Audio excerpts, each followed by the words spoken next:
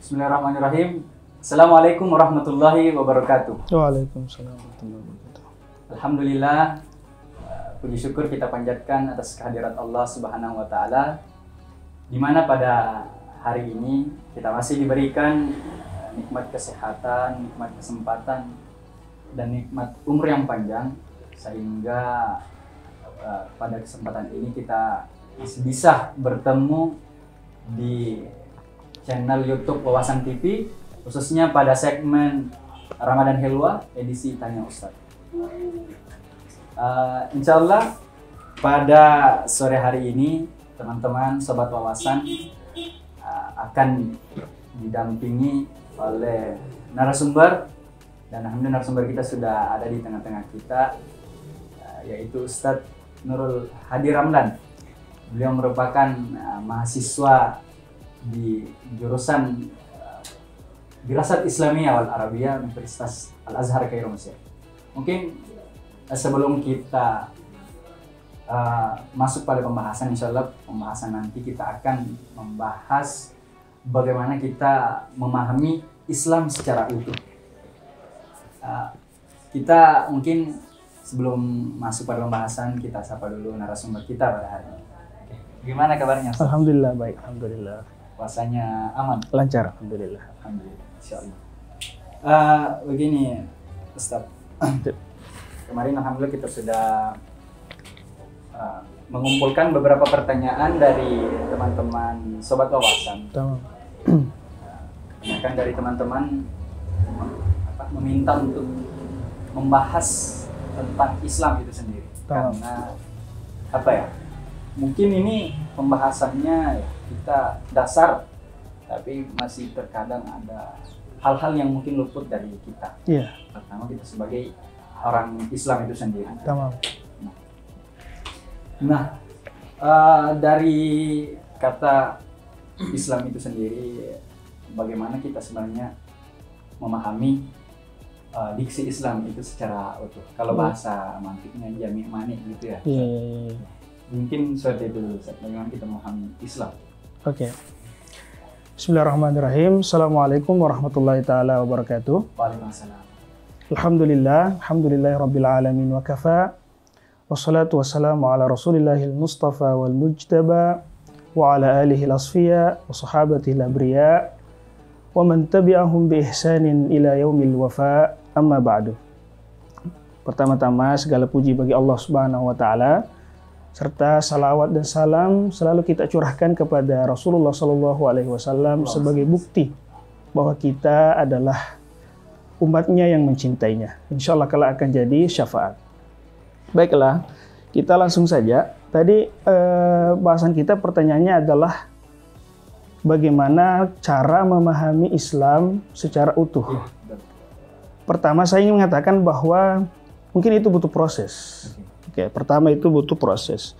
Yang kedua, kalau anjuran di Al-Quran kan bilang fas'alu ahla dzikri in kuntum la ta'lamun. Artinya anjuran untuk bertanya kepada ahlinya memang disebutkan dalam Al-Quran. Jadi pertama harus mencari guru yang benar. Dan itu kita lihat sekarang betapa banyak orang yang mengatasnamakan dirinya hijrah, tapi karena artinya salah kaprah, salah pilih guru, akhirnya justru melahirkan Islam yang seolah kaku. Sedikit-sedikit bid'ah, sedikit-sedikit tidak boleh, jadi kayak kita nggak bisa gerak gitu kan. Nah, betul. Kayak gitu. Pertama cari guru, belajar. Yang kedua, menurut saya pribadi, kita harus paham bahwa Islam itu adalah agama yang sempurna. Al-yawma akmaltu lakum dinakum. Salah satu bentuk kesempurnaan Islam itu adalah Islam membahas atau tidak meninggalkan aspek sedikit pun dalam kehidupan kecuali dibahas. Mulai dari bangun dari tidur sampai bangun lagi, ya kan? Ada doanya, ada adabnya dan lain sebagainya. Bahkan Islam membahas tentang iktisad, perekonomian, siasah, politik. Tidak ada yang lepas luput dari ajaran agama Islam sedikit pun. Ya kan? Nah, ini saya ingin sentil sedikit yang baru-baru yang kita di Indonesia kan, seolah ingin memisahkan antara Pancasila dengan agama. Betul. Ideologi negara. Iya kan? Iya. Jadi dan pikiran seperti ini adalah corak pemikiran sekuler atau kalau bahasa Arabnya almaniyah. Oke. Jadi fasluddin anid dunya, memisahkan agama dari dunia. Fasluddin anil iktisad, memisahkan agama dari ekonomi. Fasluddin anis siasah, dari politik. Padahal tidak seperti itu. Islam itu membahas semuanya. Kapan dipisahkan, tunggulah kerusakan. Banyak korupsi, dana tidak mengalir seharusnya, dan lain sebagainya. Bukankah di Islam yang seperti ini diatur sedemikian rupa sehingga yang kaya tidak semakin kaya, yang miskin tidak semakin miskin. Iya kan? Jadi Islam membahas segala aspek. Jadi kita tidak boleh mengatakan Islam itu kaku karena hanya ini. Tidak. Jadi memang ya, Islam itu kita tidak bisa istilahnya kerucutkan hanya membahas tentang perihal ibadah, salat, puasa, tidak bisa. Iya. Jadi luas, Islam itu luas sekali. Segala aspek kehidupan dibahas. Nah mungkin tadi sudah dijelaskan Ustaz bahwasanya Islam memang dari segi cakupannya Islam itu sendiri memang cukup luas. Luas artinya semua aspek kehidupan manusia itu sudah dibahas secara utuh dalam Islam itu sendiri. Iya. Nah mungkin dari sekian banyaknya pembahasan dalam Islam itu sendiri, apa yang menjadi inti ajaran Islam, nilai dasar ajaran Islam itu sendiri? Bismillah, saya ingin menjawabnya dua versi. Bisa versi secara universal, umum, atau secara rinci. Secara umum kita bisa lihat hadis Jibril yang sering kita dengar, sudah masyhur, mal Islam, mal iman, mal ihsan, ya kan? Jadi rukun Islam, rukun iman dan ihsan. Itulah Islam secara umum. Yang kemudian nanti rukun Islam ini menjelma menjadi ilmu syariat. Ya kan, di dalamnya puasa, sholat, zakat, haji, syahadat nanti di awal, ya kan? Menjelma menjadi ilmu syariat. Kemudian rukun iman menjelma menjadi akidah. Dan akidah ini sifatnya dia harga mati. Artinya dia daerah ittifaq, Tuhan satu, ya kan? Tidak boleh ada khilaf di situ. Dia kan muttafaq alaih bahasanya. Yang ketiga, ihsan, anta abudallah ka'annaka tara fa lam takun tara fa innahu yarak. Dan inilah yang menjelma menjadi ilmu tasawuf. Jadi saya juga ingin menyentuh bahwa atau menyentil orang-orang yang sekarang banyak juga yang menolak ilmu tasawuf. Padahal tidak mungkin, karena tasawuf adalah bagian dari ajaran agama Islam. Bahasanya tasawuf itu adalah ruh dari ibadah. Bagaimana kita menyucikan hati, ikhlas beribadah lillahi ta'ala. Itu secara umum universal. Kalau secara rinci mungkin agak-agak lebar. Bisa kita lihat pendapat Imam Asy-Syatibi di bukunya Al-Muwafaqat, mukaddimahnya. Beliau mengatakan Islam itu pada dasarnya dua. Pertama bahasa Arab. Lah, kok bahasa Arab? Maksudnya apa? Maksudnya karena sumber utama adalah dalil kita berbahasa Arab. Sayyidina Umar mengatakan ta'allamu al-lughatal arabiyyata fa innaha min dinikum. Pelajarilah bahasa Arab dengan baik, dengan benar, karena bahasa Arab itu adalah bagian dari agamamu. Kenapa? Karena Al-Quran berbahasa Arab, hadis berbahasa Arab, buku-buku Torah berbahasa Arab, pendapat ara'ul ulama berbahasa Arab. Otomatis untuk memahaminya harus paham bahasa Arab. Kalau tidak, bisa kacau. Saya kasih contoh, pernah terjadi. Ada seorang, artinya pengajar lah, guru gitu, ustaz. Dia mengatakan, kita tidak boleh mengatakan Hawa itu adalah perempuan. Hawa, Sedangkan masyhur kan Hawa adalah perempuan, istrinya Nabi Adam. Tapi dia mengatakan tidak boleh kita mengatakan Hawa adalah perempuan. Dalilnya katanya di Quran Al-Baqarah, uskun anta wa zawjuka jannata. Iya. Uskun anta wa zawjuka jannata. Tinggallah wahai kau Adam dengan istrimu. Terus dia mengatakan zauj di sini lafaznya apa? Muzakkar muannas. Apa Ustaz? Lafaznya Hawa. Zauj muzakkar. Jadi bilang berarti kita nggak boleh bilang kalau Hawa itu adalah perempuan karena lafaznya muzakkar. Nah, orang seperti ini artinya tidak belajar bahasa Arab dengan baik. Karena dalam bahasa Arab ciri-ciri muannas itu bukan hanya ada tambah marbutannya. Banyak lafaz bahasa Arab itu luas sekali. Zauj itu salah satu lafaz yang sholihun lil muzakkari wal muannas. Kita bisa lihat pelajari. Sudah mulai masuk pembahasan. Iya. Nahwu ini. Itulah. Nahwu saja sudah seluas ini kan? Iya, betul. Oke. Kita kembali. Sholihun lil muzakkar wal muannas. Kita bisa lihat buku-buku sejarah Nabi. Itu judulnya akan menulis Azwajun Nabi sallallahu alaihi wasallam. Azwaj apa mufradnya? Zauj. Zaujani, azwaj. Bukan zaujatun. Karena jamaknya zaujatun, zaujat.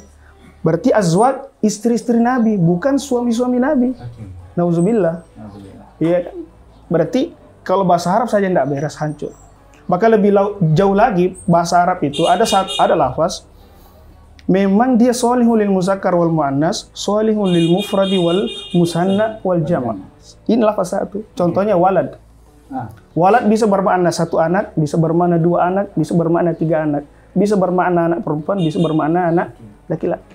Luasnya. Jadi itu alasan kenapa Imam Syafi'i mengatakan Islam itu adalah bahasa Arab. Ini secara rinci. Yang kedua, ini agak lebih mungkin melebar lagi. Tapi tidak apa-apa kita bahas. Tamam. Yang kedua, inti dari Islam adalah memahami maqasid syariah. Orang kalau tidak paham maqasid syariah, keras. Konsekuensinya bakal keras. Saya kasih contoh. Mencuri. Hukumannya apa? Potong tangan. Seolah maqasid tujuannya adalah untuk memotong tangan memang. Padahal tidak seperti itu. Sayyidina Umar di zamannya, pencuri tidak dipotong tangannya. Kenapa? Karena di zaman itu zaman paceklik. Kalau dipotong tangannya tambah parah. Mau bekerja bagaimana? Iya kan? Tidak bisa menggarap, tidak bisa mengangkat barang kan bagaimana? Iya, itulah maksud gambaran singkat tentang maqasid. Iya. Beliau mengatakan maqasid ini lagi ada tiga intinya, isinya. Ada tiga isinya. Yang pertama ad-daruriyatul khams atau ad-daruratul khams. Atau kalau kita bahasanya di Indonesia Pancasila kita. Dan memang pada dasarnya Pancasila diambil dari 5 ini. Itu hifzul din, hifzul nafs, hifzul aql, hifzul nasl, hifzul mal. Ya kan? Nah, nanti ibadah masuk hifzul din ini. Coba lihat, di antara 5 ibadah cuman bagian dari satu yang 5. Berarti betul-betul Islam bukan cuma ibadah. Banyak hifzul nafs tadi, nyawa. Kalau kita melihat dari perspektif lebih rinci. Syariah, iya, lebih rinci. Bahkan ada yang menambahkan hifzul arab, karena itu kehormatan. Bisa masuk, arab ini bisa masuk juga dalam kategori hifzul nafs sama hifzul mal. Bahkan bisa masuk dalam kelima konsep ini. Jadi ada yang bilang 6, ada yang bilang 5, tapi pada dasarnya kembali ke 5. Ini intinya ya, 5. Itu ad-darurat. Yang kedua, beliau mengatakan inti dari maqasid syariah yang kedua adalah sifatnya hajiyat. Yang masuk dalam kategori hajiyat adalah muamalah. Bagaimana kemudian Islam mengatur bagaimana cara kita bermuamalah. Jadi bukan cuma ibadah, muamalah. Muamalah itu ada interaksi kita kan, baik sesama muslim ataupun non muslim. Bahkan pada semua makhluk, hewan, tumbuhan. Bukan karena Nabi bukan hanya terbatasannya sama manusia. Bukan kepada alam. Alam juga ya. Kaum. Bukankah Rasul mengajarkan kepada sahabat ketika berperang, jangan menginjak tumbuh-tumbuhan, jangan membunuh ini. Bahkan jangan kencing, mohon maaf, jangan kencing di retakan-retakan tanah. Boleh jadi ada binatang di sana. Bagaimana kemudian Islam mengatur cara bermuamalah. Iya kan? Oke, saya kasih contoh tentang bermuamalah kepada non-muslim. Karena kan ini sering diangkat di Indonesia, sering dipermasalahkan. Khususnya masalah tahniah. Selamat Natal. Selamat. Ucapan selamat. Perlu kita paham baik-baik. Ini ingin saya sentil. Karena supaya ini artinya kita bisa mengambil ibrah. Insya Allah. Syekh Ali Juma mengatakan di bukunya Al-Bayan. At-tahniah itu mimbabil ihsan. Aywa. Ihsan bukan ihsan yang tadi yang hadis ini ya. Ihsan yang dalam Al-Quran. Innallaha ya'muru bil adli. Allah memerintahkan untuk berbuat adil dan ihsan, berbuat baik. Jadi inti dalam muamalah itu dua, adil dan berbuat baik. Dan tahniah itu bagian dari berbuat baik. Kenapa? Dalilnya gini. Ini bukan hanya tahniah kepada sama muslim. Bukan, non-muslim. Nanti ada dalilnya. Pertama kita paham dulu bahwa dalam bahasa Arab atau usul fikih khususnya, ketika ada lafaz mufrad dimasuki alif lam ta'rif, itu menunjukkan lafaz am. Berarti ihsan, semua jenis kebaikan. Semua jenis. Apakah tahniah mengucapkan selamat kepada sesama manusia bukan bagian dari kebaikan? Bagian dari kebaikan. Dan saya ingin mengatakan bahwa dairah al-insaniyah jauh lebih luas daripada dairah diniyah. Artinya mungkin kita tidak seagama, tapi yang mengikat kita adalah rasa kemanusiaan. Ya kan? Dia juga manusia. Otomatis kita harus menghormatinya. Bukankah Habib Ali Jufri punya buku Al-Insaniyah Qabla Tadayun? Bagaimana cara kita memanusiakan? Humanity before apa itu ada bahasa Inggrisnya itu? Religion. Before apa kalau bahasa Inggrisnya agama? Humanity before religion. Iya. Jadi kemanusiaan itu lebih tinggi memang. Iya. Dia lebih luas. Lebih luas sekali. Jadi ketika kita memakai kacamata kemanusiaan itu, agama itu dia toleransi. Nabi bilang, buistu bil hanafiyatis samhah. Saya diutus dengan membawa agama yang toleransi. Iya. Kita banyak contoh, banyak sekali contoh. Rasulullah kita lihat menerima hadiah dari non-muslim dan memberikan hadiah, ihda wa qabulul hadiyah. Jelas kan, salah satu istri Nabi adalah hadiah, Maria Al-Qibtiyah dari Raja Misr, dan melahirkan anak nanti Ibrahim. Ibrahim itulah yang sering kita dengar kisahnya, Rasulullah meneteskan air mata ketika anaknya meninggal. Berarti ada, Nabi bilang tahabu, salinglah memberikan hadiah akan melahirkan rasa kasih sayang. Jadi bagaimana ya? Saya mau bilang, bukankah banyak sekali teman-teman kita yang non-muslim akhirnya masuk dengan memeluk agama Islam karena tertarik dengan akhlak kita. Iya kan? Dengan hal-hal yang sepele seperti ini. Iya kan? Salman Al-Farisi masuk ke dalam ajaran agama Islam karena ini. Karena kedermawanan Rasulullah SAW. Bagaimana Rasulullah menerima hadiah dari dia. Jadi memang berangkat dari ini ya, akhlak yang dicerminkan oleh Rasulullah sendiri, akhirnya membuat para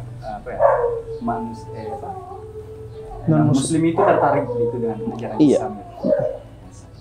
Jadi makanya Rasulullah uswatun hasanah kan, teladan di seluruh aspek kehidupan. Saya kasih contoh lagi, tidak apa-apa kan?